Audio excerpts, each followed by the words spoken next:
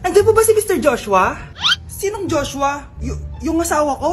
Opo, may sasabihin lang ako. Anong sasabihin mo? Na anak niya ako at gusto ko siyang makita. Anong pinagsasabi mo? Nandito yung anak ko. Alam mo, kung nang-trip ka lang, umalis ka na dito. Mahal, ano mangyayari? Anak mo daw to, mahal. Totoo ba, mahal? Aamin na ako. Anak ko siya sa labas. Niloko mo ako! Oh anak, ba't nandito ka? Ah, Nay, pinuntahan ko lang po si tatay. Ikaw yung nanay niya? Oo, bakit? Mga walang iya kayo!